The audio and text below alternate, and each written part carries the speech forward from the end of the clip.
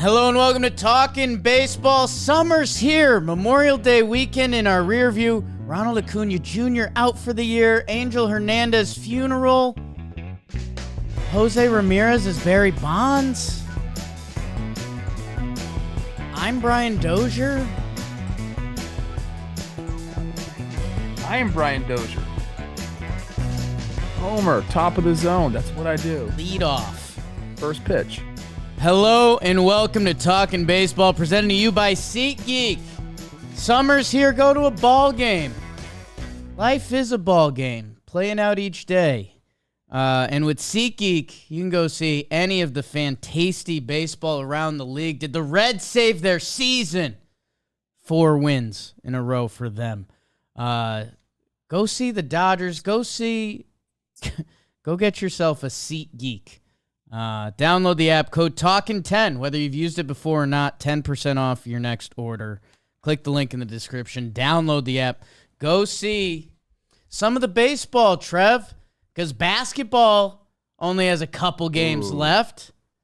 Hockey's only got a couple games left. Football, we'll see that after summer. It's baseball season. And we're starting to hit a real spot, Trev Yellow. It's gonna be June 1 this weekend.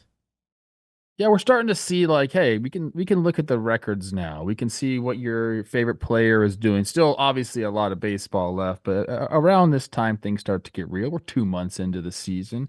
I will say, I'm not a basketball guy. I used to enjoy the Lakers. I don't really watch too much anymore, but I did watch Luka walk down Rudy Gobert and then just hit a 3 in his face and talk shit, and I really liked it. Yeah. Maybe I'm back in on basketball. That was pretty sweet. But this is a baseball show, Jake. This is a baseball show. Luka's electric. There's no doubt it. He complains so much, which can be brutal. But he does do that a lot. I noticed that. He was complaining a lot. They all do it, man. And maybe they all do. Maybe it's Gen Z. They all do it. He has the reputation of being the worst about it. Every time someone goes down there, they pretend to be hurt to try to get the technical. It's a little bizarre. But don't care. Yeah, I don't care. Don't care, because like I said at the start, Jose Ramirez is better than Barry Bonds. Yeah, what was that? Was that facetious? He was joking, right? He's not really serious about that.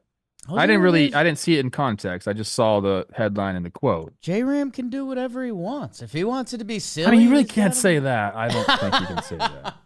I like the guy. Yeah, good player, great player. Hey, if Jose Ramirez has Barry Bonds' second half of his career, he's clean. You used to say you're the cleanest guy in the game. Haven't heard that in a while. You've been juicing. I am the cleanest guy in the although Holiday Hills getting to you? Holiday Hills. I got sent something. I think we're going to be running ads on. Yeah. We're getting beefy. It was it's some root, from South Africa or something, and I'm taking that, and I feel great. You look great. No free ads yet. Trev, we've got a lot of big topics. The Brewers got into another fight, and that's obvious. What was that about? It's just what they do. It's Pat Murphy, bro. They're the bad boys of baseball. Dude, Pat Murphy. We talk about managers embodying their city. Pat Murphy stock in beautiful Wisconsin. Especially after Monday's games, where I don't even think we're talking about. Know how Jason Kelsey is on the top 100 hottest guys list or whatever, and it's yeah, I get it. He's the ultimate man. He's a bear. Yes. I think if Milwaukee came out with top 25 hottest guys in Milwaukee, it's obviously Yelly one. But I think Pat Murphy's coming in 21 right now. His stock is flying. He is just kind of think about where he's done his job. Notre Dame, Notre Dame is choir boy. It's a Catholic school. Yeah. And then he's in Milwaukee now, which is that's a good, hard working town. But he had a stint at ASU. Can you imagine Pat Murphy, ASU? That's a dog right there. Before we get all of us in trouble. Woof, woof. Let's get through some American League. Your guy Kyle Bradish is back. The Rangers are struggling. Alex Kirilloff is back. Oh, We're not going to talk Twins. Let's talk about what happened in the American League. Because there's teams above the Twins, Trevor, and one of them will never be Royals. They take 2 out of 3 in the Trop. Seth Lugo dragged that whole big thing all over the mound because that's all he's been doing. Talking about his curveball, people. 7 innings, 1 earned run. I love when Michael Massey leans into one. Speaking of Nelson Velasquez, we'll talk about Adam Frazier just a little later in this one. Royals won that game with 3 runs in the 11th, although our guy Johnny DeLuca tried to fight it, Brandon Lau with the big pinch hit homer, 3-run triple to save the Rays and salvage the series. The Tigers, your AL Central, Trev, juicy. They take 3 out of 4 from the Blue Jays, and I'm burying you. That's what everyone's kind of doing to these Blue Jays, man. Jack Flaherty is punching tickets and adding zeros to his next contract. 6.1, 9 Ks. Actually gets outdueled by Gossman, but the Tigres get to them late. People, Matt Vierling hit a walk-off, and that means you're going to hear more about him coming up. Because Trev, I think, sees a lot of himself in Matt Vierling. It's always been a weird little connection. Jays won that first game. The Tigers took the final 3, including that chaotic 14-11 back and forth. Good day to have those guys on your fantasy team. Tigers take 3 out of 4. Sox in the Brew Crew, kid. I mentioned we ain't talking about brawling. Quentin Berry and Chris Martin didn't have that. Quentin Berry's like all-time nice guy. I think Chris Martin is too. But sometimes between the lines it gets different, Trev. And the Red Sox, they won that game 2-1. Tanner Houck continues his brilliant season. Your guys, Wiley Abreu, and Rafaela with nice ones in that one. But before that, it's all Brew Crew, baby. They won the first 2. Joey Ortiz can't stop, won't stop. Contreras is hunting MVP votes, and so is Yelly, probably not. But a nice time by him with 3 hits. Brew Crew, they stretch out their lead in the NL Central. I wonder if we talk about that. Twins take 2 out of 3 from the Texas Rangers, man. Credit to your Twins. Larnack, baby. Yeah, Eddie Julien. Okay. He needs to step it up. Let's go, Eddie. Laz Diaz mixing it up behind the plate. Corey Seager's going nut job, but it hadn't mattered until the final game, which Texas wins. They get 6 runs, all between the middle innings there. Rangers had lost 6 straight and 12 out of 14. Your defending champs. I don't know. The Houston Astros. They take 2 out of 3 from the Athletics. They win the bread games.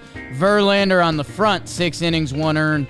Ronel Blanco on the back, 7 innings, 1 earned run. J.P. Sears shut him down in that middle game. You kind of know all the names that would do it, except Jake Myers, and he has my name. He has a 3-run homer in that first game.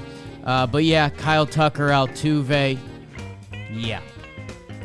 The Baltimore Orioles, they sweep the White Sox, but they sweep them for 4 games. So we always acknowledge that a little more. And I think the highlight, Kyle Bradish, 7 no-hit innings, 11 Ks. Him and Crochet, that's actually a really fun pitching matchup. Jordan Westberg continues to be a menace for them. One of their Stowers, I didn't realize how blonde he was.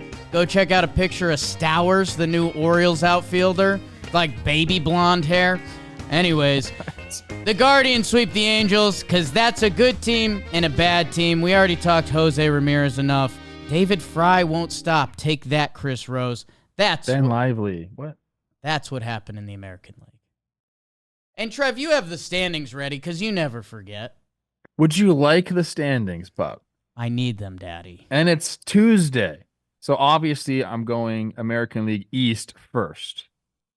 And in the East, your Yankees, which we haven't talked about yet, but they had a nice little series down there in San Diego.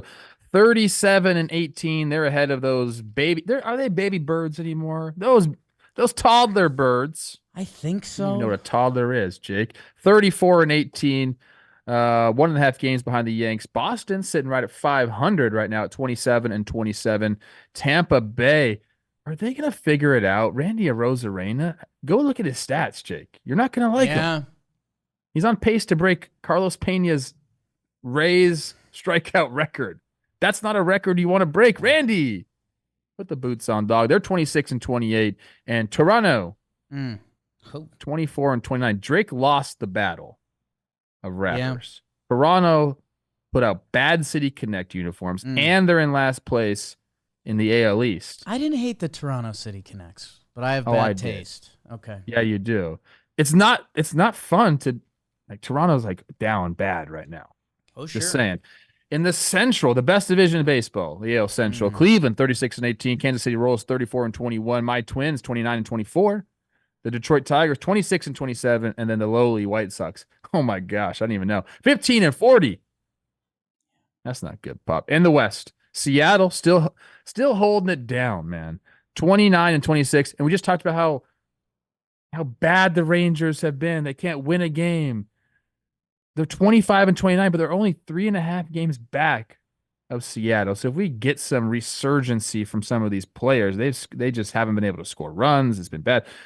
They're right in the mix still. 24-30, the Houston Astros. They're only 4.5 games back. The A's 22-33, and then Los Angeles Angels at 20-33. And those are the standings in the American League. That's crazy, dude. In the West? Yeah. I keep opening up the MLB standings and the wild card standings. And it's a comedy show. I mean, actually, the American League has gotten to a good place. Right now, your last team in is your Minnesota Twins at 29-24. So, like, that's kind of where you want that to be a little bit. Like, the National League, the St. Louis Cardinals are a game and a half out of the wild card, technically. I know they've put together a nice little streak, but, minus 43 run differential. Nobody's dead. Like, the dead teams are dead. Your Rockies, your Marlins, your White Sox, your Halos, your Athletics. But, I try to get in front of myself because I do this somewhat annoying thing, but it's also true where it's like, up until this point, and even another week or two, if you put together that 10-game stretch with the expanded wild card, you're in the mix. Like the Cincinnati Reds, this was huge for them to reel out 4 games. We're not talking NL, Trev. This is Stowers or Stowers on the Orioles. I watched him You like that hair. I watched him hit an Oppo double. And I was just a little taken aback seeing that blonde lettuce flying around. I thought it was Heston Kjerstad at first because he has like that Viking blonde hair name. But no. I don't know. They had a nice blowout inning against the Sox the other day. Trev, let's do this first, and people may be shocked, but they also might not be. Let's do Angel Hernandez retiring pretty quick. Because big news in baseball. Everyone getting some of their final punches in. This is the first call Angels gotten right. Oh my gosh, that's so silly. We've laughed on our end. If you're in the baseball content game and you want some clicks, put Angel's name in the mix. Hell, we did that earlier this year. I think one of Jimmy's the most popular video ever on this channel was Angel Hernandez. He's one of the most well-known names in baseball. And I think we've even done the fun bar conversation bicker on here. Like, is Angel Hernandez good for baseball? He's basically a celebrity. Again, it gets eyeballs to the game. He, in a way, is making a joke out of the game sometimes. So you can see both sides of the argument pretty clearly. But I don't know. Do you have any reaction to it? Is it just like, Good luck. Don't let the door hit you where the good Lord split you. Yeah, I mean, I think it's probably time, and this is going to go into a completely different conversation if we let it. So let's not let it. I think there maybe needs to be some sort of like, hey, you get to a certain age, you got to start getting tested. Right. You got to pass a test to be able to continue to call balls and strikes. I think that's the one thing we've talked about on this show before is at a certain time, like these guys, your eyesight goes. Like you're 50, 60, 70 years old. I don't know. Is there any Beebs, look up the oldest umpire in the big leagues right now. Once you get to those ages, I mean, your eyesight starts to go. So now you're doing an already very difficult job with less than efficient tools. It's not a recipe for success. So there needs to be some talk about maybe those guys don't go behind the plate. And we just do that for the young guys, unless you pass the test. Right. I don't know what the test would be. An eye test, I guess. Very quick Google says Jerry Lane is the oldest at 65. I'm looking to confirm. So, I think it's probably time. And for all my interactions with Angel, for the most part, have been very positive. And I've talked about that before. Like he's a guy who will ask you how you're doing, almost ends every conversation with "God bless you," like hope all is well. How's your family? So like I have zero animosity towards this guy whatsoever. Like most umpires, I had good relationships with. You play third base, you have to talk to them. They're right in your ear. Like you have to. So I was always on the camp of I'm gonna be nice to the umpires because why would I be mean to them? They control so much of the game. There's already so much of the game as a hitter you can control. So might as well be nice to them and try to maybe sneak a call here and there. But look, I know he's been controversial. I know there's been bad calls. I know there's been, he's done some things in the game where you kind of scratch your head a little bit and you say, okay, what's that about? But I'm not going to sit on here and bash him. I'm not going to do that. It's probably, like I said, it was time. But you could probably say that for another 10 umpires in the game. He's not the only one that's made bad calls or that, has gotten under people's skin. But it was about time. And you know what? I wish him well. I don't know what he's going to do now. He said he's going to hang out with his family, spend more time with them. That's seems like a logical thing to do. He's been in the game for a long time. I believe it's 91. Is that 91. What they said? 91? 91. I mean, quick math here, people. That is 33 years. Beebs, you were born 97? 97. Angel's it's a long time to do anything. Been doing it for a long time, man. Yeah, so I'm sure he's racked up some coin and put some away. And ooh, what's Angel Hernandez got in his basement?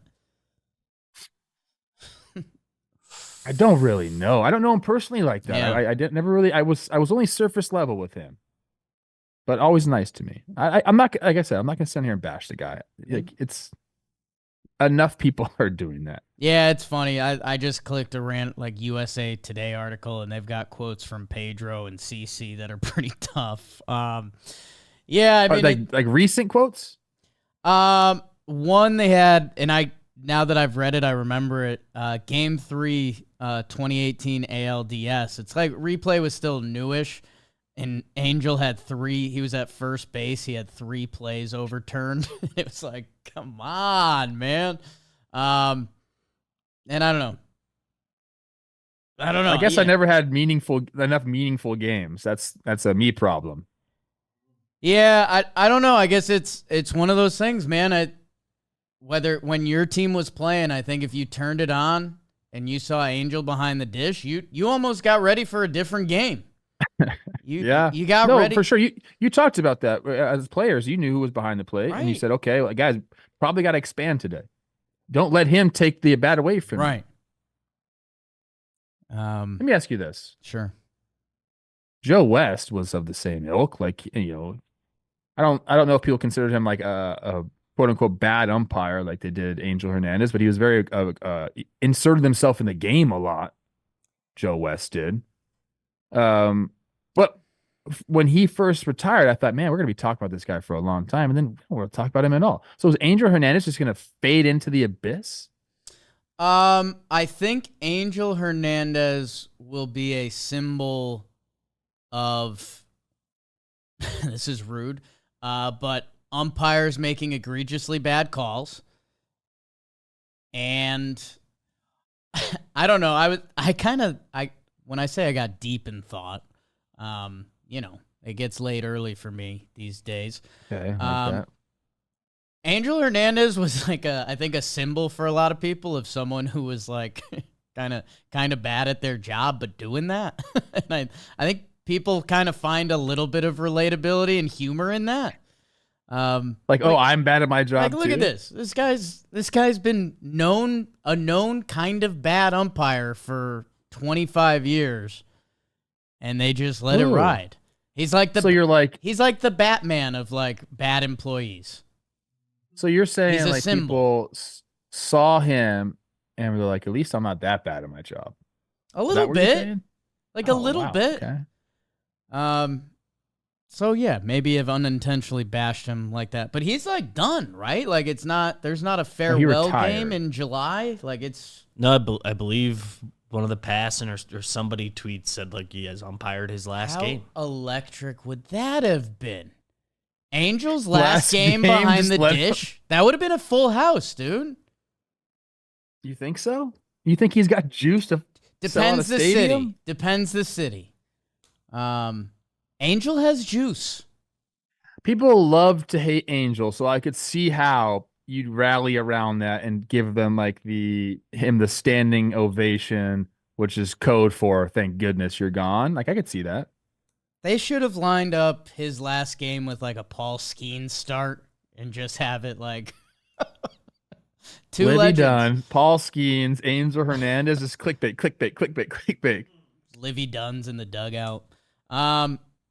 Congrats on a long career, Angel.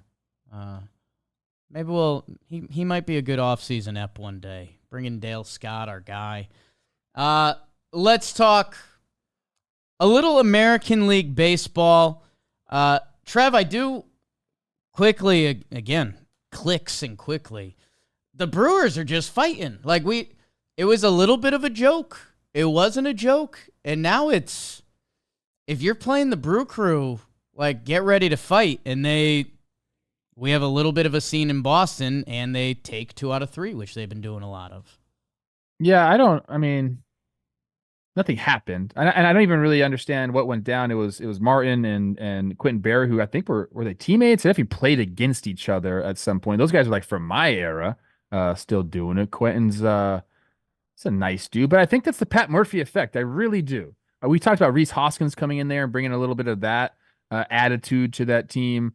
But I think Pat Murphy doesn't take any shit, and that's rubbed off on his team, man. And they go into Boston, like you said, they take 2 out of 3. Cutter Crawford, they kind of put the business on him. Contreras hits a homer. He hits that was off the popcorn, right? In left field, off in the over the monster, just nailed a thing of popcorn. Cool visual there. Take a picture after the game, sure. Oh yeah, didn't he sign the popcorn? Yeah, that's right. We like that. Adames, big double to right field. There's something going on there where I think, and I don't know if it's all Pat Murphy. You have to do it on the field as well, but it feels like a little tougher, like a little more aggressive than Brewers teams in the past. I was speaking to Yelly actually a little bit over the weekend. My bad, name drop. People always say I name drop too much. What am I supposed to do?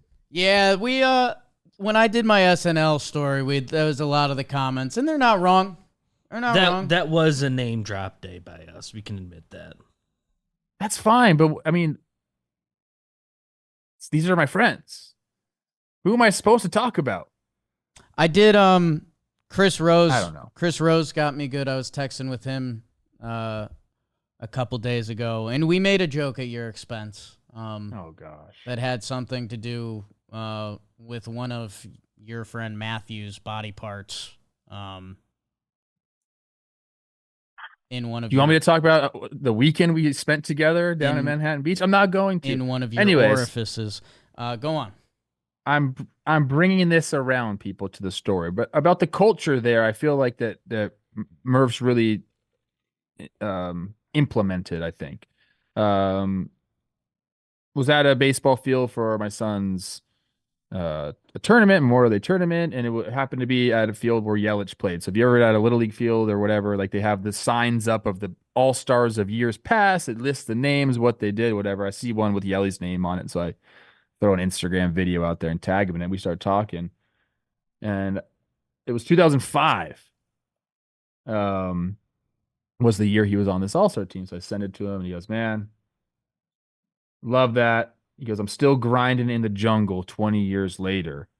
And I thought that was really cool. Like he still feels like he's grinding. This guy's got hundreds of millions of dollars in the bag, but they're taking that mentality now. And I think it's showing on the field. These guys are grinding, man. And they've had some really good, like William Contreras playing at the level that he's been playing. Obviously, helps their team out a ton, but it's some of the young guys come up and doing their things. And Adam is kind of turning into what we always thought he would turn into, big hits. And they're just, I think that you could point to teams around the league and say, okay, they're getting carried by such and such guy. And I think you could say that, Contreras is kind of doing that there, but they're just getting performances from different guys on different nights, like a grinder mentality, like next up mentality. And dude, sitting in first place in the NL Central after trading away Corbin freaking Burns. That's never going to get old to me this season. Like a rally around that. Your manager leaves for the division rival. Corbin Burns leaves, your ace. New manager comes in. Obviously, he's been there, but like they rallied around that. And I think that's an important reason, why they're at where they're at. And yeah, great AL segment by us per usual, but Cubs with an L5 recently has the Brewers the only team above 500 in the NL Central. And again, I'm very interested to see the month of June for the NL Central because I think we will find out, are the Brewers, if they open up the gap, it's kind of over. Like if we're sitting here on July 1 and they've stretched it out to 7, 8 and the other teams are fighting each other, or are the Cubs and the Cardinals or the Cubs and the Pirates, or like, are they going to close the gap and make that division a free-for-all, which we knew it had a chance for to start the season? But if the Brewers stay like this, you're right. Like the mentality is different there. And I don't know, like you start to get into the point of the season, another jakey daydream this weekend. I saw a ball drop in front of someone who gave a really good effort. But there was runners on base. They were keeping the game-tying run at second. Oh, I think it was in the Cubs-Cardinals game, maybe Sunday Night Baseball. Siani made a great catch. A lot of National League in the AL today, people. It fucking happens. Oh! Now we got to bleep that. Were you going somewhere with that? There's kids listening. I was just talking about the focus it truly takes for a 162-game season of...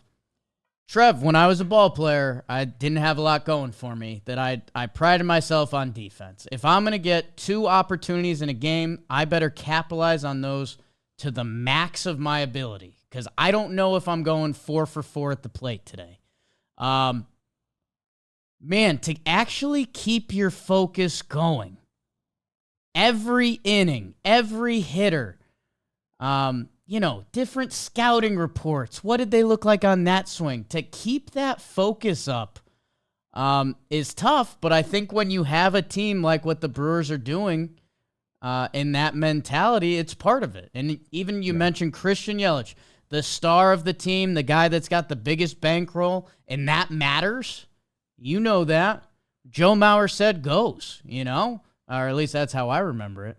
The fact that he's talking about that, grinding in the cage? Is that what he said? The jungle, baby. The jungle. Welcome to the that. Jungle. It is that. You're fighting for your life because people are trying to take your job. Now, Yelly has more job security than most, but even within your organization, guys are coming to take your job every single year. I love it, man. That was the best part about playing was I got a starting job. You know how hard it is to have a starting job in the big leagues? And then to keep it for a while, like that's the thing I took most pride in my career. It's like Somehow I got a starting job, and somehow I kept it for years. And it's like you do have to have that grinder mentality. Back to the AL. Right. I think where I want to go, Trev, we're doing a lot of topics. It's Memorial Day weekend. We're doing Tuesday, Friday this week, a little programming schedule for the people. Guards, Orioles got bad news. Good team beats bad team. Don't really have too much time for this right now, although I'm going to give myself a little pat on the back, Trev. My last award was to the Orioles and Cardinals to see how they would respond. Orioles got swept for the first time. Cards had a little win streak. Both those teams went undefeated. A little bit of Jakey there. Like that. Let's just real quick on those because you took notes. Well, of course I have notes. Guardians, Angels, I don't care too much about that. David Fry, you're a stud. Jose Ramirez, you're a freaking stud. Good job, Guardians, doing it. Chris Rose went down there and saw them play. Yeah, that was nice. good. All the pictures, it was really good. The Rose boys, Hedgie. Yeah, and they went back to back to back. Got to mention that. Yeah. That's good. You might have done that in the burn. I tune out your burns sometimes. And then the Baltimore, Chicago. I understand it's Chicago White Sox, but 4-game sweeps are great. And then they had that awesome moment, Colton Cowser robbing the homer for Cade Kimbrell to end the game. That raw emotion to me was awesome. I believe he hit one earlier in the game as well. He's been really struggling in May. He's like 5-something OPS in May after one dotting it in April.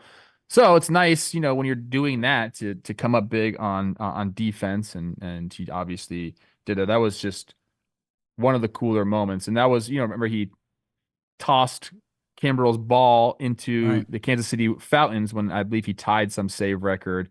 And this one after the game, as he was coming in to give Kimbrell the ball, because that's what people do for closers, Kimbrell's like, you keep that one. You keep that one. And I thought that was pretty cool. He earned it, man. That was really awesome. And then, the Orioles are down some more pitching. And Albert Suarez, who has been really, really good for them in the rotation early in the season, he got kicked to the bullpen, been lights out in the bullpen. But kind of like not built back to being starter, so he only had so many pitches. Of course, he comes back, 4 innings pitched, no earned runs. Like, who is this guy? Like, what are we doing here? He's Albert Suarez. I love it. Like, that's so awesome, man. To be able to have that type of depth where you lose, I believe, lost 2 pitchers. And to be able to call back on Cole Irvin and Albert Suarez and these guys give you outings, I mean, it's part of the reason the Birds are where they're at. And also, Gunnar Henderson still is just an absolute G. So, White Sox, worst 51-game start in their 123-year history. So that's worrisome for me. Kopech gets crushed in this series. Adley Rutschman pinch hit, drives in 2 runs. I don't understand. If you go back to that, and this is just for Orioles fans, because I'm just thinking now about this. First and second, 2 outs. Rutschman hits a ball. Benintendi dives for it, traps it, doesn't catch it. But Benintendi's arm is so bad. How Santander scored from first base on that? It was like a line drive to him that he trapped. I don't get it, man. Yeah. How can your arm be that bad? It's an interesting thing for me. I mean, dude, I don't understand. Johnny Damon, it was comical, and he was such a good baseball player in every other facet, but he couldn't throw the ball. It's almost like I wonder if they have like a childhood injury or something happened at birth that the doctor had to break their clavicle or something. Like, I don't know. I don't know how you could be that athletic, get a crow hop into a throw and not be able to put the juice on it. But also, my favorite baseball player of all time, Bernie Williams, speaking of could do everything on the field, he had a crazy weak throwing arm. It was bizarre. It's crazy. I don't understand how you make it to the big leagues without being able to throw the ball. It is what it is. This also was a series with the interference call as well. I was going to mention that. That was pretty bad. Everyone knows that. They've already seen that. It happened on Thursday, so and it's Tuesday. That's almost a week ago. Man, when times are bad and something like that happens, it just stings. It just really stings. Quick, Twins Rangers, Kirilloff struggling mightily. He comes up big first 2 games for them with homers. to help them win those games. Rangers get the last one. Pablo Lopez hasn't really looked great for the Twins over the last couple starts. I believe he's given up 6 runs in the last 2 starts, which is not a great sign for them. He's kind of got to figure out. He's been over the plate too much for me. Like everything ends up in the middle of the plate, and he can't live there. I mean, even with the guy that has strikeout stuff, like he can't be in the middle of the plate in the big leagues. They take 2 or 3. Rangers are struggling. They don't really have a 3-hole hitter. Like that's kind of been their thing. They're trying to figure all that out. I know they're trying to shuffle a lineup around, but they haven't looked good, but still only 3.5 games back. So like, I don't know what to say about the Rangers. They've looked so bad that I'm like, it's concerning, but they're still close enough where, like you mentioned, a good week of baseball, all of a sudden you're at the top of the division. Right. You're Rangers fans, like you're like, what the heck's going on? But at the same time, hey boys, let's just get hot and we'll be right back in it. It's a weird time for some of these teams. Like you don't know where you're going to go. Doesn't look good, but you're still in a decent position because the rest of the teams haven't run away with it either. Yeah, and you're looking for a little spark. Like I was going through the best team records this month, and it's a lot of the names you'd expect. Phillies crazy, Yanks crazy, Guards, Royals. Well, yeah, San Francisco Giants 14-11. If they can win a couple ball games, I know you're going to talk about them. But if you can put up a 16-win month, and that's where it's going to be a feisty June throughout MLB. I was going to say MLB baseball, as these teams fight for, hey GM, go get us this at the deadline. Go, don't sell. Yeah, in Texas, they've got reinforcements coming, but, man, Corey Seager's been going absolutely nut job. Yeah, he's a good. Shout out Detroit. They took care of business. The first game, excuse me, they were getting no hit through the 8th inning or something like that. Am I reading that wrong? I don't know. Whatever.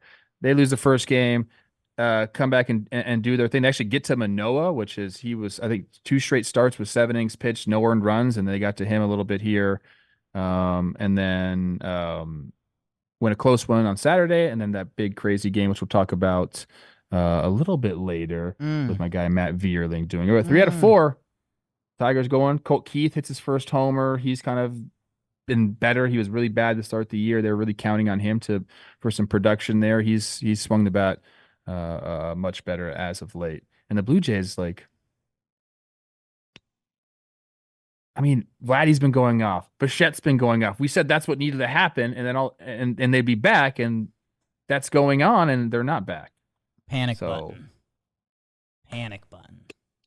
There's talks about them getting traded. They're entertaining offers for those 2 guys. It's a weird time to be a Blue Jays fan. Royals, welcome to being so good that your 2 wins barely get talked about. But that's a good place to be because they are having a great month, having a great season. Can I say something? This is going to piss people off. Are they for real? More real than your Twins. And I think that's all. That's fine. You can say that. I think that's all the people want to hear out of your mouth, if I'm being honest. I'm not sold on the Twins. I think the Twins need a lot of things. I think Royce Lewis needs to come back, number 1. But I think it's because we're seeing such great performances out of people who you didn't expect for it to happen. Like, part of me is like, is there regression coming? But Michael Massey's just been a freaking absolute stud. Nice swing. Pretty swing. Good swing. Is he the real deal? Maybe he is. That's all I'm asking. Is Seth Lugo going to do this? Is that rotation going to do this all year? They've more shown no signs of slowing down, so I guess yes. I'm just asking. It's a baseball town, Trev. They got the juice. Just asking that question, bro. If you're a Royals fan, I know you're stoked right now. Things are going great. They're playing. They're like the best defensive team in baseball. Sal Perez is just an absolute gangster. Been doing it he's an OG. 16-8 in May. I know. I'm not saying they're bad. I'm saying can they continue at this clip? It's crazy, man. I said the same thing with the Guardians too. I think you could actually say that about all those teams. The Twins won 12 in a row. The Guardians won 9, Royals won 8, whatever it was. All of those teams, I believe, do have faults. Twins probably more than either of those other two teams, but I'm asking the question, are the Guardians and Royals like legit World Series contenders? I think they will be viewed through a different scope than the Yankees. The Yankees currently have 3 generational hitters in the middle of their lineup playing similar to their baseball cards. Obviously, Stanton's at a different point of his career right now, but Juan Soto and Judge aren't. They're currently at the peak of their powers. That when you look at a Kansas City or Cleveland lineup, you're just the name power is going to feel different. But what does that mean in a 5 or 7 game series? Not a ton. So I don't know. Keep winning ball games. And Trev, I think the truth of it is, and it's why I kind of sent it with some real eyes at you. The Twins' 12-game win streak is the outlier. Like those other Angels two teams, those other two teams have been winning games all year long. The Twins won 12 games against the White Sox and the Angels. Otherwise, it's been super. No, but then they took series against Boston. They took series against Seattle. I mean, you could say they just took a series against Texas. And guess what? They're playing the Royals. There we go. God, I know you won't need it for that series, Trev, because the testosterone is flying. But how about Hims? Yeah. Ooh. Yes. Him, send me some stuff. Your sex life is important, but your schedule is busy. Okay. No time to go to the doctor's office to get treated for your ED. Through Hims, you can get treated without stepping a foot outside your door. It's changing men's health care, providing access to affordable, discreet sexual health treatments. Doctor-trusted brand name treatments like Viagra or generic alternatives for up to 95% cheaper. It's all online. No uncomfortable doc visits. Start your online free visit today at hims.com/talkin. HIMS.com/talkin. The hard mints are chewable compound products which are not approved by or verified for safety or effectiveness by the FDA. Prescriptions require an online consultation with a healthcare provider who will determine if appropriate restrictions apply. See website for details and important safety information. Subscription required. Prices vary based on product and subscription plan. There is a link.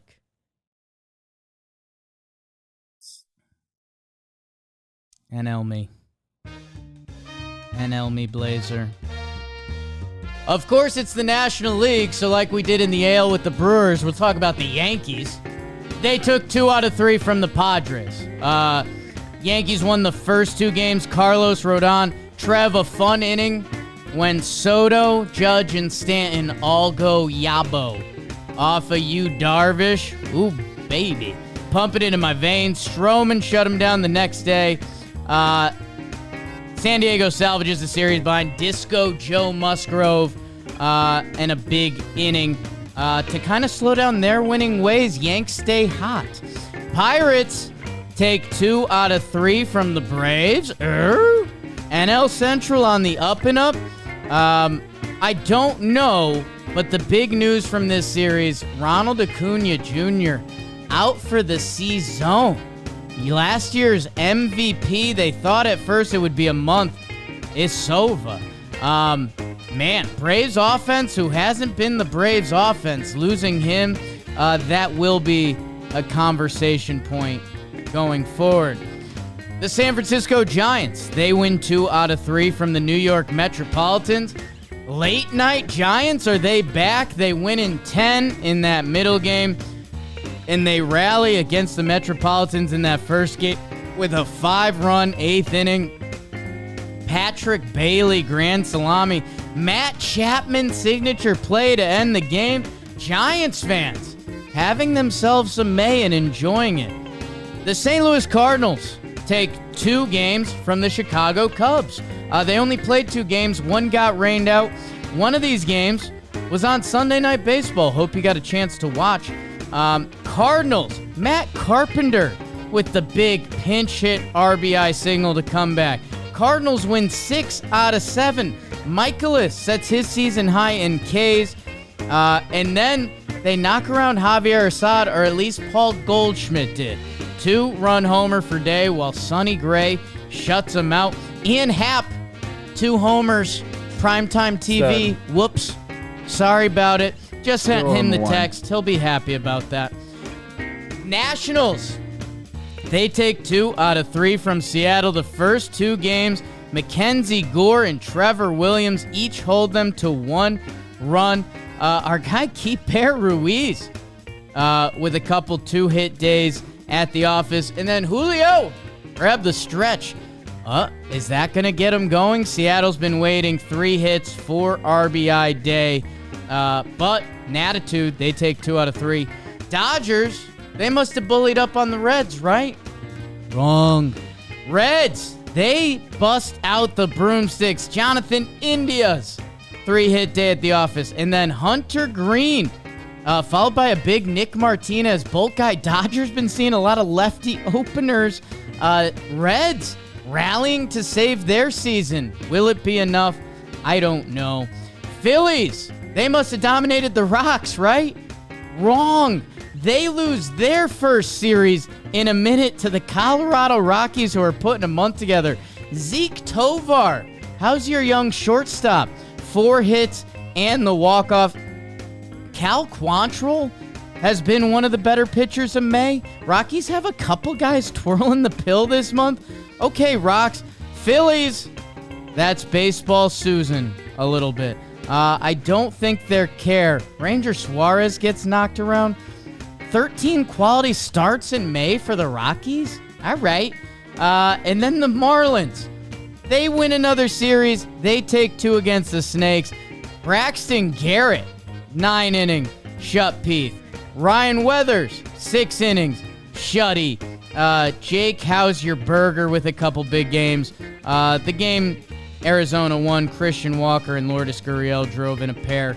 That's what happened in the National League. Great job, Poppy. I almost want to go talk a little bit more Royals. I should put a little more respect on Seth Lugo's name. I feel bad about that. I've been trying. Yeah. Oh, Trevor Larnach. I didn't say anything about the Twins. I don't think like the Twins are better than the Royals. I don't. A lot of things got to change for that. That's all I'm saying is I'm just wondering how long that starting rotation of the Royals is going to be able to do what they're doing. Lugo got a little bit better of a track record than I gave him credit for it. Also, Michael Massey went on the IL. Forgot about that. Do you have the NL standings? Of course I have the NL standings. You remembered. That's good. I have them up. Do you want them? That'd be great. And because it's Tuesday, I'm going to start with the West because that's what I do on Tuesday. NL West, the Dodgers. They haven't been playing that great a ball as of late. Old Jakey boy. We'll talk about that in a little bit. They're 33-22, 5 games ahead of both the Giants and the Padres. Giants at 28-27 with this surge. Padres 29-28. The Arizona Diamondbacks 25-28, and the Rockies 19-34. They've been playing good at home. There's some stats about that. You know how it is. In the Central. Oh, hey, Joe Mauer's on the front page of Baseball Reference. What's up? Oops. In the Central, those feisty Brewers who we already talked about in the AL portion of the show, 31-22. The Cubs sitting right at 500, 27-27. St. Louis 25-27. Pittsburgh 25-29, and the Reds 24-30. And then in the NL East, Philly running away with it, man. 38-17. They're 6 games above the Braves, who are at 30-21. Washington 24-28. The Mets 22-30, and Miami 19-36. Magnificent National League recap where we got to talk about some Royals. Trev, we have a couple big ones. I think the biggest one, Ronald Acuna Jr., a historic season. Stolen bases. It's funny looking back. He led the NL in OPS. That's before you get to those stolen bases. Like how special he truly was last year.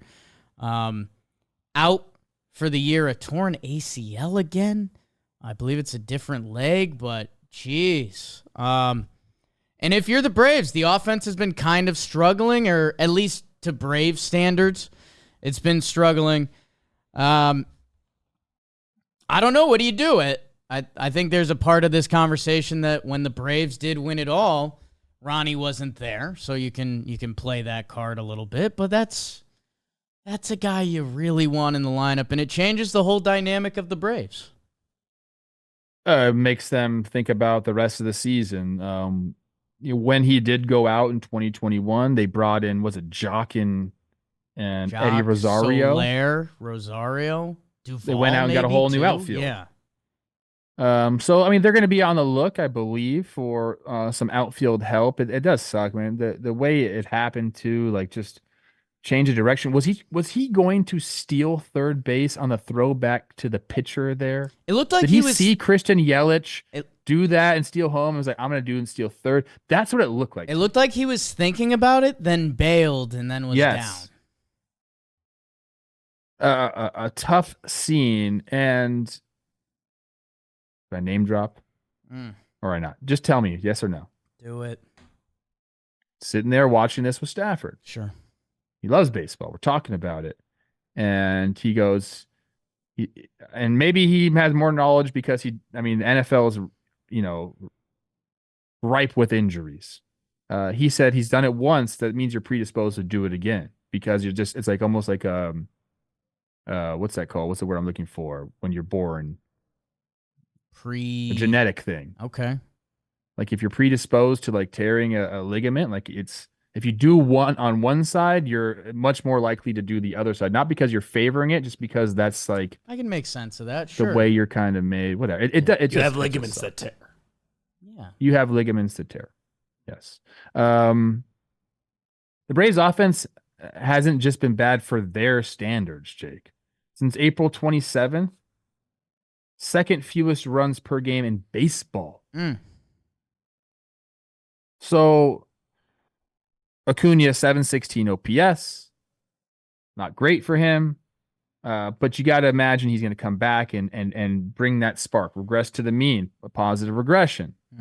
They're not going to get that this year. They're going to find it in some other places. Yeah, I mean, if you're looking around, I don't want to say that the division's lost already, but the Phillies seem like they're kind of firing on all cylinders, and the Braves have been kind of struggling to get it going. And then you hit this, and it seems like, man, you can either use it as a rallying cry or they're going to be coasting in and trying to figure out a way to, finish out the season. Some of their starting pitching depth is also getting tested. Smith-Shawver's out, 6 to 8 weeks. So they're trying to figure everything out. And Snicker had some quotes. He's like, "Oh, it's just part of the game. We're going to piece things together. We're not happy about it, obviously, but it's, they're going to address it. Like they're going to be a team." When you have a collection of talent like this, and we always talk about the Braves have an open air concept home, windows are always open. You got to go out. This is not a team that you have an injury to a plate and like, season's fucked. Like, no, they're going to go out and make moves. They're going to do what they have to do. I don't know, man. Like part of me thinks the Braves are going to use this as a rallying cry. Like, hey, someone's got to step. We can't count on Ronnie to come and do what he did for us last year. Yeah. Like that ain't happening. He's gone. So who's going to be the guy? Like sometimes that's all it takes in the clubhouse, to get the juices flowing a little bit. Yeah, and it maybe that happening. Ronald Acuna Jr. out, but Austin Riley is back, and so is Sean Murphy. So like, if those two play to the back of their baseball card, and Ronnie hasn't been this year. His OPS right around 7 flat. None of the guys have, Jake. Yeah. Austin Riley has not. I mean, Sean Murphy with what? How many games he played? 2 games. Okay, so they can't even count that. Austin Riley hasn't done it. I mean, Matt Olson's been getting better. Still with a 745 OPS. Ozzie Albies 720. Orlando Arcia 672. Kelnick 688. Michael Harris 678. The only guy that's going, there's 2, is Travis d'Arnaud and Marcell Ozuna. Like on fully on the year. And Ozuna's a pretty strict DH only. That d'Arnaud, who's been playing great, is now kind of out with Murphy. So that's one of those. I wonder what they do there. It's a little bit of a compound problem that I don't know. These are very first world problems, but no, it's gonna be go time. Like we're gonna look up in 3 weeks and you're gonna see Austin Riley or Albies on en Fuego or Harris. And dude, you mentioned Matt Olson, who's the numbers are in a fine spot, but this is a guy who hit, 50-something homers last year? So, when we talk about the Braves being dominant and Braves fans are like, you guys aren't talking about us because we're winning. Well, hey, we're talking about you now. Do you like it here? Matt Olson hit 54 bombs last year. Ronald Acuna Jr. had the highest OPS and 73 stolen bases. And that's before you get to Young, Thick, and Albies and everyone else. So, yeah, people got to start hitting. I think that's okay. If you're a Braves fan, you lose Ronnie, these guys are struggling, you're behind the Phillies. On the surface level, things are not great. But in those games, I said since April 27th, second worst runs per game in the Phillies. Can you guess the last team? I bet you can't. The worst offense in baseball. Since April 27th, runs per game. The Mets. The Cubs. Wow. Yeah. In those games, though, Jake, since April 27th, 12-14. That's not that bad. Not that bad. A couple games under 500. So I think if I'm a Braves fan, this is what I think. Thank God that we have Renato Lopez and Chris Sale to help out with our rotation depth. Because if you didn't have them and you lose Strider, Smyshover, whatever, it would be in a different place. So you have those guys. That was a great move. Thank you, AA. But if I was a Braves fan, I'd say these guys are going to get going. Like Matt Olson's not going to have a 745 OPS the rest of the year. He's just not, because that's not the type of player he is. Sean Murphy being back is going to help a ton, obviously. But you got to think that Ozzie and Riley and Michael Harris, it's the wave is coming. Like they're going to run a part of the season very shortly. Like I think that is coming, and I think if you're a Braves fan, deep down you know that. Even though on the surface right now you're feeling hurt and it sucks to have some of your guys out, especially Ronnie, but it's coming. It's coming. If you don't think it's coming, you haven't watched enough Braves baseball or just baseball in general. Like these guys are going to be who they are. Yes. Don't butt me. At some time they got to do it. And there's a lot of time left. May 28th. There's a lot of time left. It's Memorial Day. We're into the season. It's go time, but there's still 4 months left of the season. Yeah. I laughed. Braves fans, let me hold your hand right now. Just come with me. Wow. I was looking at last year's Braves, and Baseball Reference has the top 12 players pop up, top 12 players in WAR. And I don't know, just a dumb one. Ozuna, his picture was his Marlins picture. And he hasn't been on the Marlins since he was 26 years old. He looked like a baby. So it's kind of... Oh, that's silly of them. Yeah, it was nice to see, but it was also, what are we doing, Baseball Reference? Okay, Braves, you'll be okay. Everyone believes that. Let's see. You mentioned the Cubbies. They're at 500. You just mentioned worse offense. It's only 2 games, but I guess where's your panic meter for them? Because I guess I'll come off hot, and I know Cubs fans like to come out swinging. I've never been fully bought in on the Cubs, and you can kind of tell in my voice because I'm always like, hey, are these Cardinals going to go? Are the Pirates going to go? Are the Reds going to go? And then I had a moment where I was like, hey, the Cubs clearly have something. Coaching matters, and I think they've figured out pitching in a way. Like you look up and you see guys like Javier Assad, and you're getting these good efforts from their pitching staff, and they've got top prospects on the way, that the formula's there. But now you're back to 500, and you're not with the Brewers. You're with the rest of the NL Central. And what'd you say? Worst offense this month? That's a problem. Runs per game since April 27th. Yeah. That's a month. Yeah, I mean that's clearly what's going on here. Just quick glance at the Fangraphs rankings right now. 26 in average, 22nd in OPS. They're 17th in runs, total runs. They don't really steal bags. They don't really hit homers. A lot of guys there having down years. So I could say almost the same thing about some of them, although they don't have most of these guys don't have the track record of guys that I was talking about on the Braves. I mean, Dansby, 616 OPS. Your guy Morel, 671. Happer, 686. Like Michael Busch, who was crushing it at the beginning of the season. OPS down to 749. Like, they don't really have anybody having a good year OPS wise. So you can say, okay, they're going to get some of that. But again, I don't think any of those guys has like the track record of a Matt Olson where like, I know that guy is not going to have a 745 OPS. He's going to be somewhere in the eights. He's going to end up with 40 homers. I don't know if you can say that necessarily about the Cubs offense. That's kind of where I think lies the difference there. I don't know if they have guys they can rely on to revive that offense just because, you know, they got to finish playing the games. They got to finish out the season. Like, it's going to come for sure. I don't feel the same way about the Cubs as I do about the Braves. Cubbies, figure it out because they're playing Milwaukee, and then they're facing the Cincinnati Reds, who are in fight or flight mode and just swept the Dodgers with some of the names they're looking for doing it. Trev, I think... Can I tell you something? This is actually really funny. Sure. Looking at the top players in WAR, Baseball Reference WAR on the Cubs, you got to go down to number 5 on the list to have a position player. We're talking about hitters here. Can you guess who it is? The number one Cubs hitter in WAR? Yes. I mean, you won't guess it. Miso Horner? Pete Crow Armstrong. PCA, baby. Whoa.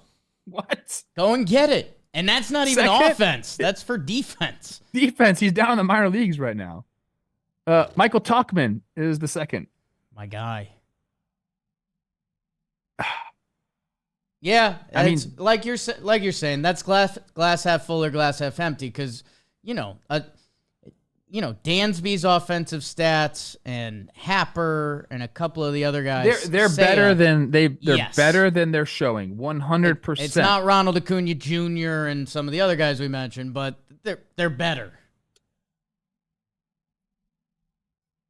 Okay. I love Mesa Man on Central. I think it's gonna get sloppy. I want them all to get gross and drag the Brewers down, and I want to get ugly in the Central. They got the starting pitching, man. Like, right? They got like what you need. Like, maybe they go make a move for a bat. I don't know. Like, clearly that would help. Great counsel. Come on, get some of that. It's coach better. Coach better. Why are we talking Craig And Counsell and too. Pat Murphy? What is this? Because that was a big storyline. What's a big storyline? Trev, in your National League, I mean, man, the only team that I really want to talk about, I guess it's a Dodgers and a Giants combo. I mentioned the Dodgers got swept. I think the conversation ends up eerily similar to the Braves. Like, we're not worried at all. Those guys are going to hit. I think it is funny they're seeing a bunch of lefty openers because opening up with Freddie and Ohtani, like, yeah, screw it. That I think the Dodgers conversation, we know what that is. Giants are going. Like, I did a little bit of this. Like, they cleared 500. I think you're talking some about your guy later. Talking Giants later. Dodgers, some of the guys, like, little mini slumps. Like, Betts was on a little mini slump. Ohtani was, like, on an 0 for 10 kick during the series.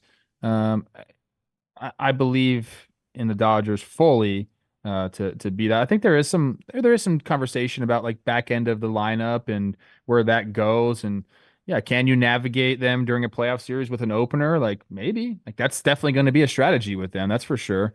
But, I'm not worried at all. I'd rather talk about the Reds and what they did, and there were some big freaking plays in that game, dude. Like, Fairchild, he hit a homer, and then he like basically robs one. I don't know if it was actually going to get out. I have in my notes they out-dodgered the Dodgers. Wow. This series. The place was absolutely rocking too. Weekend series against the Dodgers, like Memorial Day, like in Cincinnati. That's a great baseball town. Like, I don't want to say season on the line, but season on the line a little bit. Like kind of. If the Dodgers come in and sweep you, you have one of the worst records in baseball. Instead, you flip the script and you have hope. Yeah, and you get to all their starters. You get to Paxton. He gets it the grand slam. to India, which was like he's been struggling, so that was nice to see. That place was going crazy during that. You get to Walker Buehler, you get to Yamamoto, like it's that's a good feeling for the Reds right there to kind of like get you back. I know they're sitting, I believe, they're in last place, right, in the division. Yep. I just read it. Could be a starting, like a stepping stone, a starting stone. What's the right one to say right there? I believe it is a stepping stone. Oh, stepping stone. You need to have series like this to remind you of who you are, offensively or just as a team. And you also like if you're their pitchers like Hunter Green doing what he did, and holding the Dodgers to 2 runs over the last 2 games total. Like that's something to say. Okay, here we go. I like that for the Reds a lot. Muck it up, Reds. Cardinals are a game back of the Cubs. Pirates are a game back of the Cardinals. Reds a game back of the Pirates. So get messy in the Central by Jake Storielli. Man. Trev, let's go on to the second half of the show because we're talking on some of these teams that maybe didn't get full love from us, but they're about to get it now. And you can get it from Black Box Sports AI. Black Box is an MLB AI betting tool. We talk a lot of AI on this show, and it's specific for MLB. Last year, they hit at a 68% clip, crushing the coin flip odds you'll find with other pick providers. It isn't designed to work overnight, but you're supposed to follow the system the rest of the season, and you'll be shocked how effective it is. Stop tailing moonshots and bet smarter with Black Box Sports AI, the tool to bet MLB smarter. Get started today by using code BASEBALL at blackboxsportsai.com for your first week free. That's code BASEBALL at blackboxsportsai.com. Smarter baseball bets. Link in the description. Trev, who's your standout performer? Standout performance. This is my guy. Obviously, it's Matt Vierling on Sunday. He has the walk-off 3-run home run against Jordan Romano. 3-2, second and third, open base. Kind of figure you're going to get a breaking ball in that situation, or at least you're not just going to get a cookie. It's a kind of a weird mindset to be in as a hitter because you're like, okay, 3-2, like doesn't really want to put the running or the winning run on base, but at the same time, he's not just going to serve you up something. He gets the breaking ball and deposits it in the seats for the walk-off homer. He went 4 for 6. It was actually his second home run of the day. And you know what? He's having a nice little year, Jakey boy. 311 OBP, not great, but he's slugging 464 for the 774 OPS, 117 OPS plus. He's got 5 homers now, 23 runs driven in. I don't know why I like Matt Vierling so much, but every time he does something special, I like to shout it out. And this one was in the Detroit City Connects, which I'm still deciding if I like him or not. Yeah, again, I'm not a taste guy. I'm not a Jersey guy. Like I'm Toronto over Detroit, like kind of easy for me. Oh, really? Yeah. I don't think so. I think they're pretty similar, but I lean Detroit. Okay. Trev, I love how much you love Matt Vierling. Who are your current MLB comps? We played this game with Kelsey Winger, who just texted us, ironically, talking about floorball. Who are your current Kyle Farmer, Matt Vierling? Yeah, is he in Matt Vierling? Patrick Wisdom? Are we going there? Yeah. Depends what years you talk about my career, because I was good, then I was bad, then I was bad. Like, I've been all over the place, bro. You can compare me to a lot of different people. Mookie. Me and Kyle Farmer are close. Trev, I'm an audible. I'll tell the people I had Jonathan India. I was going to give a whole thing. He's a bona fide MLB hitter. Blah, blah, you do have, on the sheet, you do have Jonathan India. His stats are, he's Jonathan India. And, these Reds, are they going to put a win streak together? They put a win streak together last year. Blah, blah, blah, blah, blah. Nice, Jake. Cover your kids' ears. Fuck them. I'm going Aaron Judge, dude. Have you seen what he's doing? Yeah, I have. Trevor. Sometimes we put on Yankee breaks because, that's not what everyone loves.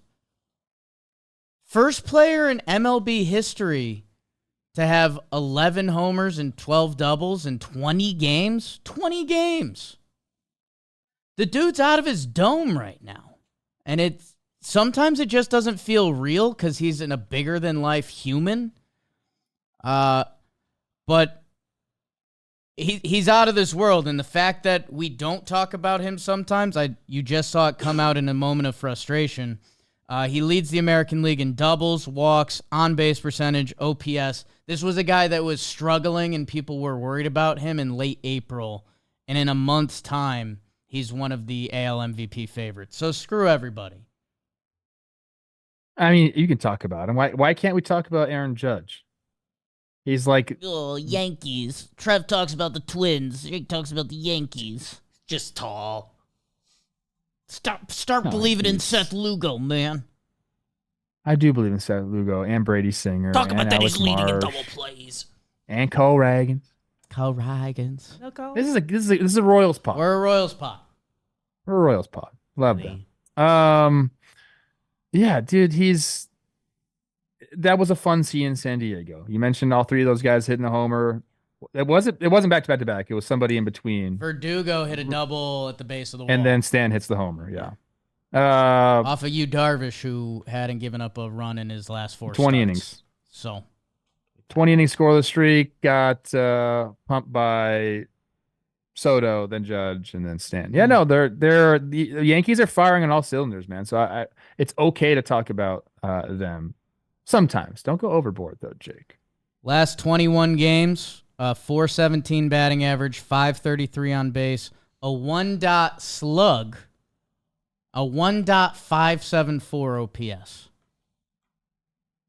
He's got 3.2 baseball reference WAR on May 28th, people.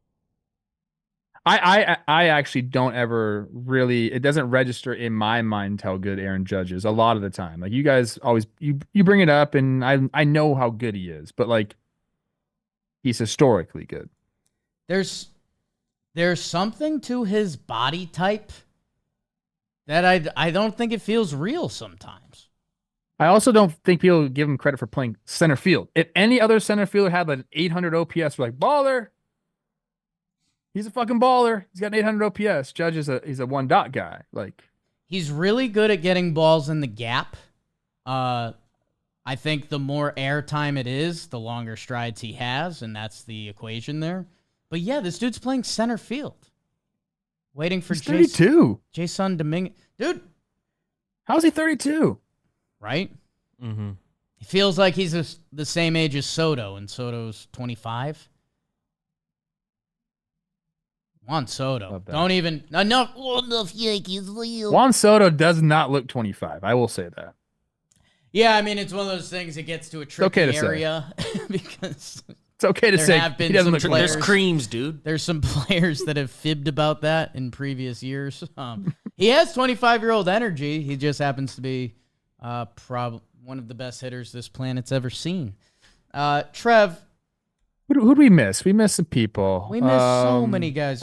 Bryce Harper gets ejected first inning, then he hits a homer the second game. That was nice of him. We didn't even talk about the Pirates at all. Jose Ramirez is Barry Bonds. You know? Who else? Braxton Garrett. It's third start of the year. He goes 9 innings. Shuddy Madduxed it. I have this written down somewhere. Where the heck is it? Hold on. 2 other starts this year. Braxton Garrett. 5 1/3 innings pitched, 5 earned runs. 4 1/3 innings pitched, 6 earned run. Then he goes 9 Shuddy against the Snakes in Arizona. Under 100 pitches. So snaps for Braxton Garrett. He probably deserved a little bit of that. Ronel Blanco still doing it. Justin Verlander, we didn't talk. You got 10th all-time past Greg Maddux. Speaking of Maddux, past Greg Maddux, 10th all-time in strikeouts. So I believe he deserves some snaps. Who else? That's it. That's all. That's it, people. Trev, everyone gets a trophy. It's not it because we're getting to our best segment of the show. Dirt nasties on fuego. That means I'm on fire, baby. Like Waco. I'm famously sober now for the month of June. It's not June yet, I guess. So I still got some time. Okay. Hey, we talked about this. Toronto first baseman Vladdy. He's been freaking going off, man. 9 for 16 in the series, 563 average, 3 doubles, a homer, 3 runs driven in, 2 walks. I love that for him. Jonathan India in that series, he'd been struggling. He was 0 for 4 for 10 though, a double, that grand slam, 6 runs driven in. Also stole a base. That's good for him. Paul Goldschmidt has got it going. His last 13 games been really good, but in this series, he was 4 for 9 with 2 homers and 5 runs driven in.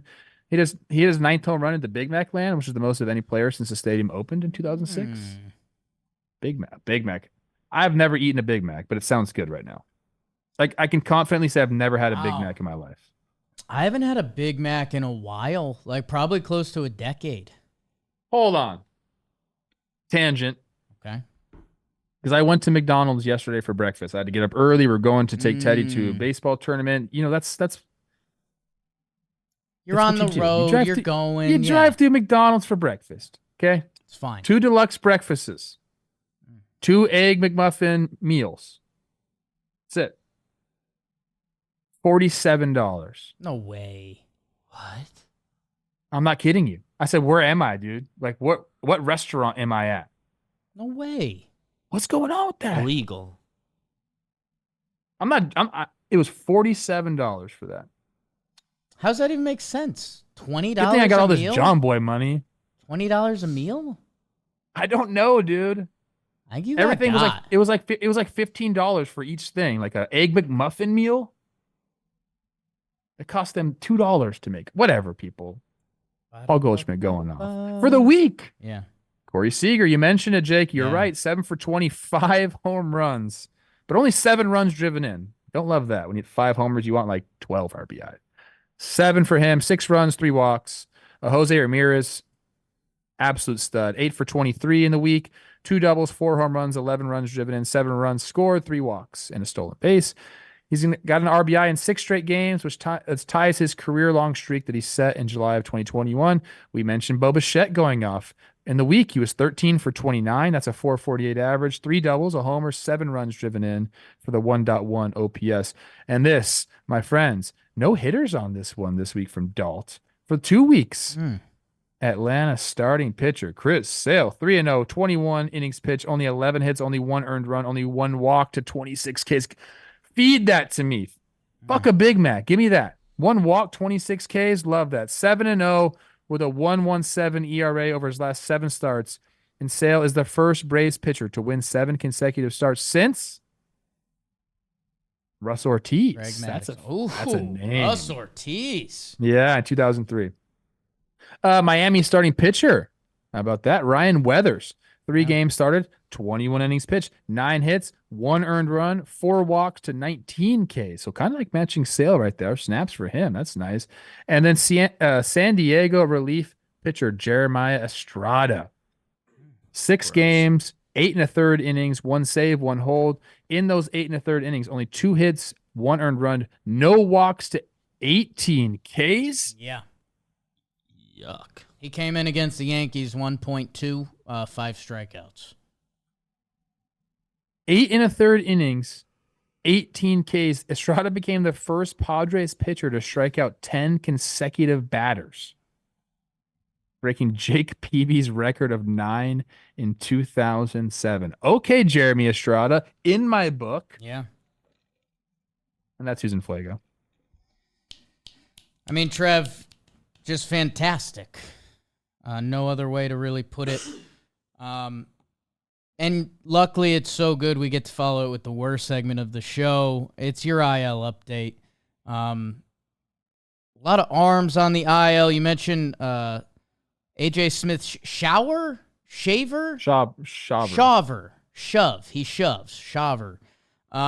Dean Kremer. A couple bullpen guys. Josh Lowe. Really hate that. Hate that for our Rays. Jordan Beck, the rookie for Colorado. You mentioned it's a Michael Massey pod. Ronald Acuna Jr. A lot of relievers on the list. Don't love that. Well, we do like returning from the IL, Miguel Andujar. Sure. Your plane buddy Kenta Maeda. He's back. Nick Still doesn't know Lodolo. who the fuck I am. No idea Does not who you know. are. Nick Lodolo twirling that pill for the Cincinnati Reds. Sean Murphy mentioned he's back for the Braves. Lane Thomas for the Nats. Josh Winder in that Twins bullpen. Are they better than the Royals? Let's start everyone's week. Awards.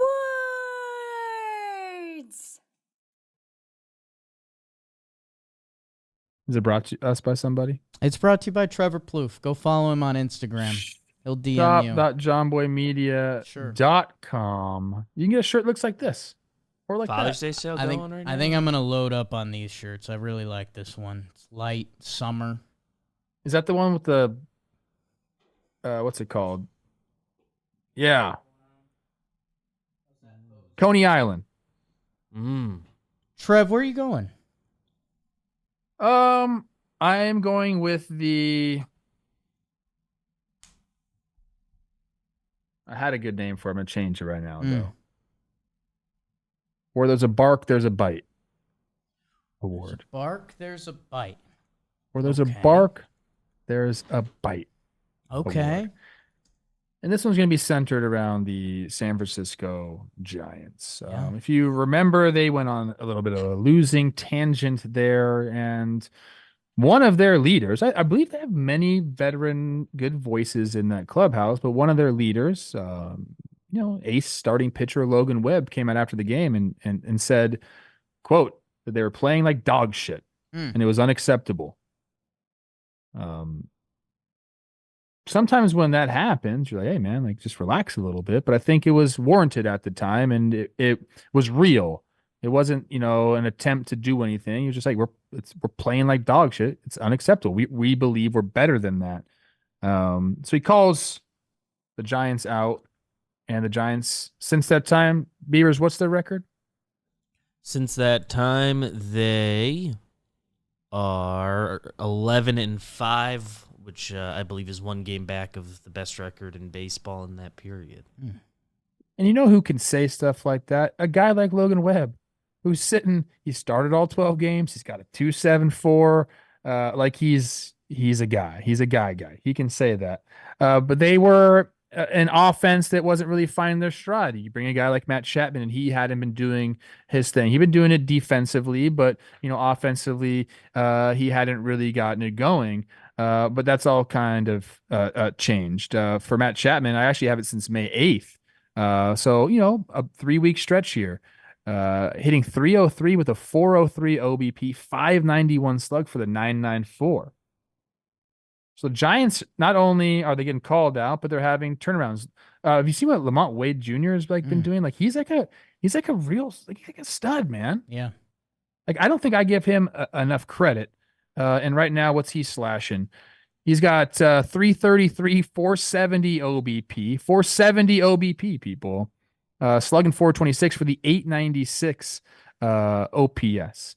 And they've been winning games, and they've been winning games in really awesome comeback fashions, a bunch of late inning, we're not dead yet type of runs. And it's got them right back in the thick of things. Right now they're sitting, as we mentioned earlier, at 28 and 27, second in the NL. And this is more of the team that they believe they can be. They got a bunch of young guys kind of doing it, kind of like a roster crunch coming up, because a lot of the young guys have been performing, and they got some guys coming off the IL. So there's a lot of decisions with position players that needs to be talked about a little bit. You got a couple different things that happen with them. Logan Webb calling him out. Jung-Hoo Lee goes on the IL, gonna miss the season. Times like that, you can go one or two ways. We just talked about that with the Braves and Ronald Acuna. The Giants have used that as a rallying cry and have really gotten themselves back into the mix. Guys like Helio Ramos has been going off. Austin Slater's about to come off the IL. That's going to be an interesting thing to see with them. But I just wanted to give them a shout out because they got called out by their leader. They were underperforming, and they've just done it in a really, trying to think of the word to use here. It's not sustainable, it's not a sustainable fashion, I would say, like the comeback victories like that. But those are things that you can build off of, like a foundational victories that you can really draw off throughout the rest of the year. When you're down, say it comes in July or August, and you got to go on a run to make sure that your front office, gets you the reinforcements that you need, and you're down in the game. Like, guys, we've been here before. We've done that. We went through that stretch where we came back, 4+ runs in all these games, and now they're able to draw off that. And a lot of it's just because someone stepped up and said something and challenged them, and then guys reacted to it. So where there's bark, there's bite. They responded in a positive way. Matt Chapman's been going off. There was a play. He made a play against the Mets down the line to end the game, which was incredible. And then he made another one coming in on the ball, a walk-off defensive play is what he called it. He said it was his best defensive play he's made, his most excited he's been for one in his career as well. Chopper coming in on the ball. We know he's got the arm to have a play like that. But he gripped the ball like a changeup. So the arm now is out of the question. Still whips it over there. One hops Lamont Wade, kind of an in-between hop. Yeah. He picks it. So it's like bookend those two guys doing it the way they've been doing it offensively as well, responding to the bark with the bite. And so go Giants go, man. Again, one game over 500, right in the thick of things. This is more of the team they thought they can be. And Blake Snell hasn't even really done anything. He's had some quotes about he missed spring training. So he came back, hasn't had a good start at all. It's had a horrible start for him. If Blake Snell can kind of figure it out, I'm buying big time into the Giants, man. I really am. Kudos to the Giants. They're above 500 as we do this. It kind of felt like they were constantly floating right below that. The Snell stuff, yeah, some interesting quotes. I do think, and it was part of my thing with him last year. He gets better. He's had a better second half in every season he's ever pitched. So clearly him getting in tune with either the mound or his body or whatever matters. So him saying he missed spring training, that's a real thing. Spring training is for pitchers. I will say, Lamont Wade, late night Lamont. Crazy. His past, getting on at a 400 clip, his last 180 games or whatever it is. He's about to go on the 10-day IL. And they've got a tough little stretch. Philly, Yankees, and then at Arizona.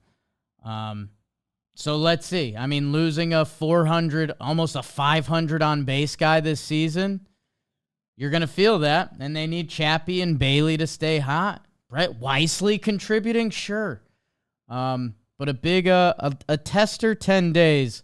As, man, I think that Giants, Padres, Snakes area of the National League is about to get a little more fun. You're Giants. Fingerprints everywhere. I'm big on the Giants. I'm big on the Padres. I'm not sold on the Snakes just yet. I know they just went to the World Series, people. Seems a little bit different for me. That's all I'm saying. Okay. Trev, great stuff. Fantastico. I think what I'm going to go with, I'm going to go with the Head of the Snake Award. Doesn't have to do with my snakes. Okay. It actually has to, do snakes eat birds? I don't know. They do. Okay. They do eat birds. That's good news. Yes. Trev, one of our more iconic episodes of Talkin' Baseball, it's the position unit draft. Yeah. And it gets messy quick. I just clicked around there. My Braves outfield pick. Not as excited with the Ronald Acuna Jr. news. My first pick in the draft, or actually, excuse me, it wasn't. My starting pitching rotation I wanted. There was a couple big boys heading into the year, and who's going to click, and, Phillies, Mariners, very sexy. You can almost go Dodgers or Braves for anything, like whatever. I went with the Toronto Blue Jays because I just thought they had a chance for all 5, if not 6 or 7 this year with Ricky Tiedemann, had a big spring training. Yariel Rodriguez, what was he going to be for them? Is if Manoah kind of puts himself back into this season. Barrios has been fantastic. 11 starts at 2.94 ERA. Kikuchi has been really good. 11 starts at 3.25. Gossman had a tough stretch there. He just had a good start. Let's see if that's going the right direction. Manoah's numbers are in an okay place. Can he tap into more, or which way does he go? Bassett had a couple stinkers. He's sitting at a 4.03. You mentioned that Vladdy's going. They've gotten a lot from IKF recently. Davis Schneider is just kind of a guy. They're going to need more from Bo. We asked Vladdy to go, and he's kind of gone. Toronto is in, again, they're in a dangerous part. They're cellar dwellers right now. You got to go. You got to put in a big June. I'm going to put it on the Blue Jays rotation. Set the tone, because all of those guys are super talented. This Blue Jays team, we talked about a lot, they're not built offensively anymore. Like, they kind of led into that outfield defense thing for a little bit between Dalton Varsho, who's leading their team in WAR. I mean, the way he plays outfield is awesome. Kiermaier, obviously, whenever he's out there, he's making a highlight play. Danny Jansen is Barry Bonds sometimes, which that's cool for them. My Yanks have just gone on a little bit of a heater, and sure, you could point to dudes in their lineup that are doing stuff. I talked about Judgy. But the rotation was very much in pass the baton mode, which is a real thing. These 5 guys, like, live and work together, basically. If you're Toronto, none of those guys are having dud seasons. It's summer. It's go time. Like, let's set the tone. In 3 weeks, I want to be talking about, 13 of the last 17 Blue Jay games have been quality starts. These are guys that can do that. And now if Vladdy's going for you, like, now is the time. Otherwise, Dalton, who fills out our sheet of topics to talk about, there's been a topic like 3 times. Should the Blue Jays unload? Should they rebuild? I don't want to do that convo. And Blue Jay fans really don't want to hear me have that convo. So I'm kind of going to put it on the head of the snake. Set the tone. Mow guys down, Blue Jays. Because that's truly how this team is built now.